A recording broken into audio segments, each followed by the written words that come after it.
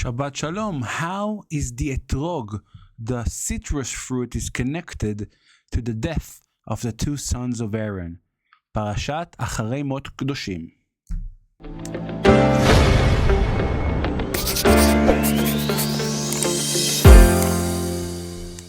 Shabbat Shalom, everyone. We are now in this two connected parashot, Acharei Mot Kedoshim. In Hebrew, it became terms that we can use together. Acharei Mot, after somebody dies. Kedoshim, holy. You should say is holy. Therefore, you would never say something bad about somebody after his death. This week was actually the memory day for the loss of my father. My father was a righteous person. Honestly, I really saw him as a righteous person, and I always remember how much I've learned from him just to be a better person. So may these words are going to be dedicated in his memory. After last week portion, we talked about the death of the two sons of Aaron. And this week portion, we started off with Yom Kippur, the holy days of the holiest days, the days of really being in the most highest moment in the world. It's the time of the year, the holiest time, in the holiest place, and the holiest person. The high priest goes inside the Holy of Holies into the temple, and he, for a couple of minutes there, sacrificing almost his life in the verse of praying for his nation. This is the highest moment, and this is something that in the end of the stories of the second temple, we know about people walked in, never walked out. The process of purifying yourself and getting connected to this is something, it's a long process. This is basically the whole procedure of Yom Kippur. The day of anointment is so critical that we read how much process was done to it. They had to learn all the different laws. They had to change their clothes from gold to white. They had to purify themselves. It was such a holy and long ceremony that you even had a replacement in case something would happen to the high priest. It was such a big event. It was such a powerful moment.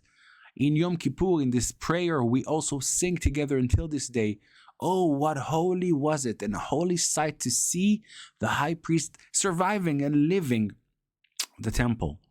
I'm giving all this important introduction to ask a simple question. Why is that? That just before this amazing moment, we need to begin to start, and we're reminded of what happened with the two sons of Aaron. The answer is this. Dear High Priest, this is a warning to you. Acharei Mot Kedoshim. There's something problematic in being a holy person. Yes, on an individual level, we know we all try to purify yourself and be holier and be better people. But there's a problem. Sometimes people, high-ranking people, people with public positions, sometimes they feel as they're being purified and holy and more advanced, that this is only connected about them, it's their story. What do I mean? I mean that we know from many different incidents in life that there is a time that somebody that is supposed to be the servant of the people becomes the story about him. He is the person that everybody respects. He is the person that everybody is happy to see. He understands the power he has. He understands how much energy he brings to the room, to the table, and he just gets used to it. And in a way, by being more purified, by being holier, he forgets you are representing the people.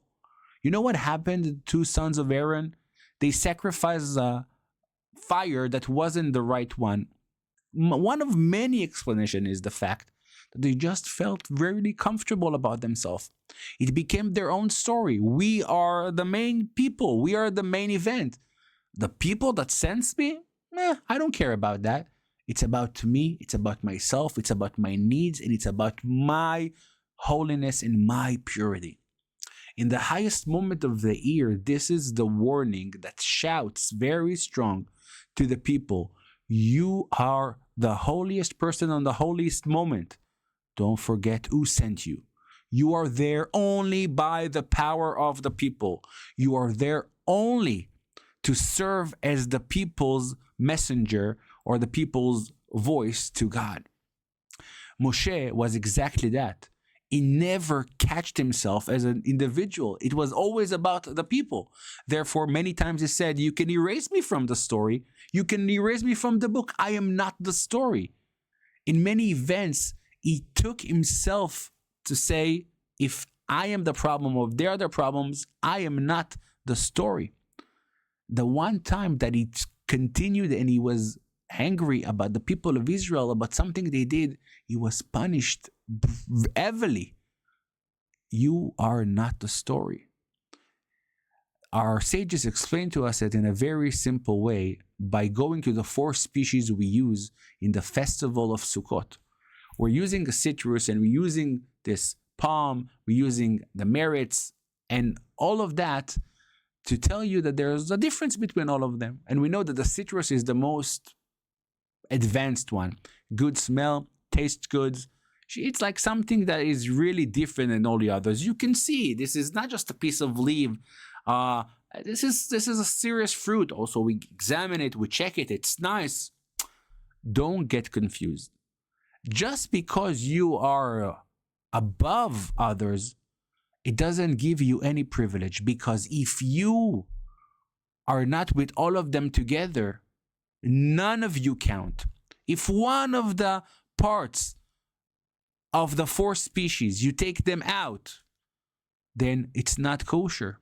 The 4 together work only if the citrus and the other species are together in the name of everybody. Then you can stand alone and say, maybe I'm a bit more than others, but only if you're part of them. In the world we're standing today, we see leaders a lot of the times that look at themselves, and sometimes you get the feeling that you forgot that you were sent by the people. Everything you have is because of the people. You represent the people and you owe them everything.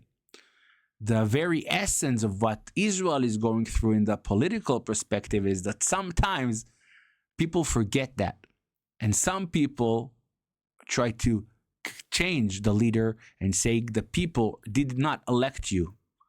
It's very simple to show. It's the weekly portion. I'm not going to politics, but this is the question I want to leave with you.